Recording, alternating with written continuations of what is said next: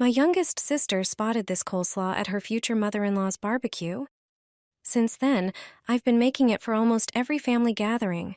Let me show you how. I start with red cabbage. First, I finely shred it using a mandolin. Then salt and gently massage it to soften. This step really makes a difference. The cabbage becomes tender yet still crunchy. In a clean bowl, I prepare the dressing. A generous tablespoon of plain yogurt, 1 tablespoon of mayonnaise, and finely chopped spring onion. I mix everything thoroughly until smooth. For a little kick, I add a pinch of dried garlic and season with freshly ground pepper. I also pour in a splash of apple cider vinegar. It perfectly lifts the flavor and adds lightness. Now it's time to combine all the ingredients. I pour the dressing over the cabbage and add chopped pickled cucumber and thinly sliced white onion. I mix it all well. This coleslaw is fresh, full of flavor, and has the perfect balance of creaminess and crunch. No wonder it caught everyone's attention at that barbecue. Never again will meat stick to the grill. Same goes for fish or veggies. No need for a tray anymore. Here's a simple trick for sticky cuts of pork shoulder, chicken, bacon, or fish. You won't waste a single piece again. Sticky meat tearing apart on the grill can ruin a good barbecue, especially when it falls through the grates into the coals. But there's an easy fix. Just 1 lemon. Start by slicing a lemon into thick slices. Lay them out on the grill to form a wide, sturdy tray for the meat. Place your meat or fish right on top of the lemon slices, then grill it just like you normally would. It may take a little longer to cook, but not enough to really notice. Once it's done, you'll be glad you tried it. The fish lifts off the grill beautifully. Nothing sticks.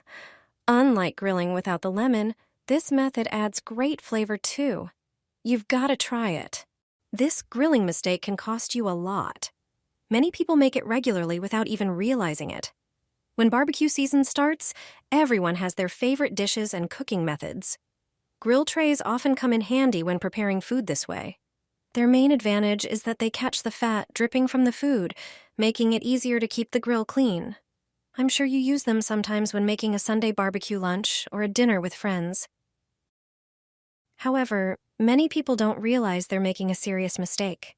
Heating food on these trays is actually harmful and even carcinogenic.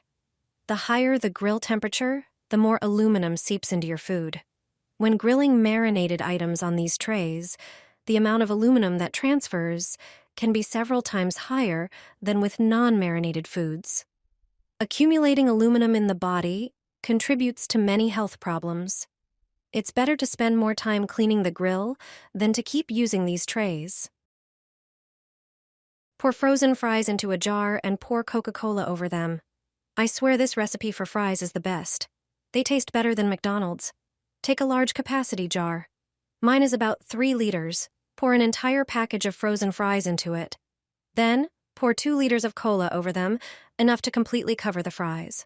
Leave them for 10 minutes. Drain them through a sieve and spread them on a paper towel. Use it to remove excess moisture from the fries. Transfer them to a large bowl and add 50 grams of potato starch.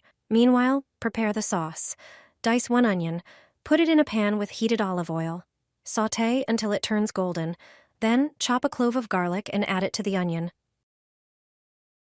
Pour a large tablespoon of Coca-Cola into the pan. Add a tablespoon of ketchup and a teaspoon of honey. Also, add a tablespoon of soy sauce and balsamic vinegar. Season with a tablespoon of sweet paprika. Sprinkle with pepper to taste. Pour frying oil into a pot and heat it to a high temperature. Add the fries to the pot and fry them until golden brown. That's it. This is the best recipe for fries. They taste even better than restaurant ones. Don't forget a homemade sweet and sour sauce. Line a baking dish with bacon. Here's a recipe for a quick yet very impressive dish. Start with a narrow rectangular baking dish.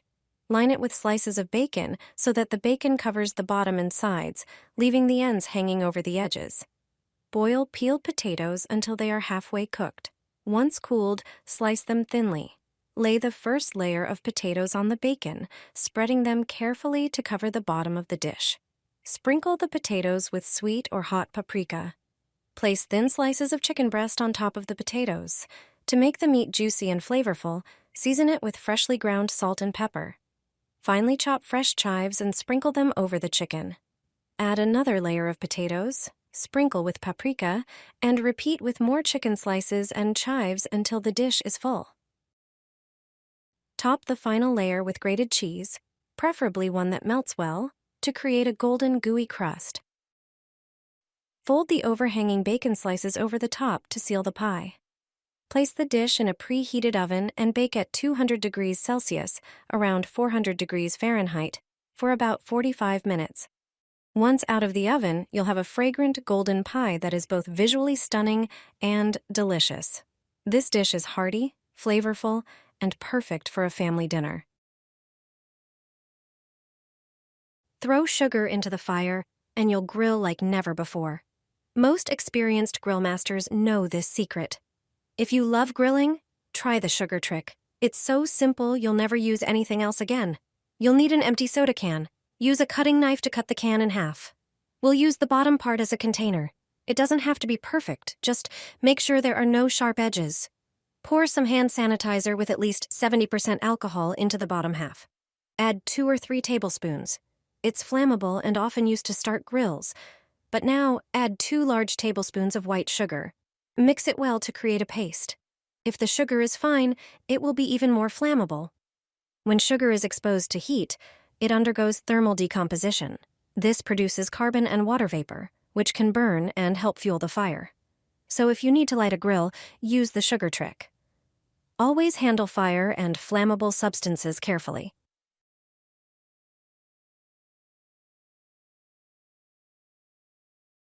I always bring a lemon to a barbecue. It saves me a lot of time and stress. The acid in lemons works wonders. I don't know a better or easier method than this lemon trick. I've never used a quicker solution. I'm sure you already have these items at home. Just regular salt and lemons. Take them with you to the grill. Cut the lemon in half evenly. That's one of our main ingredients.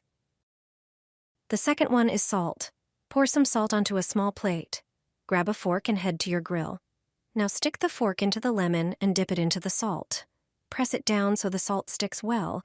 When the grill is empty, place the lemon with salt on it. Start scrubbing the hot grate with it. The lemon acid combined with salt works like magic. Normally, cleaning the grill takes time and expensive products. I have to admit, I used to make that mistake and spent way too much. Plus, this way you know there are no harsh chemicals left where your meat goes. Just prepare your lemon ahead of time. It works on any grill. Look at the final result. It's amazing. Just a few seconds and the grill is sparkling.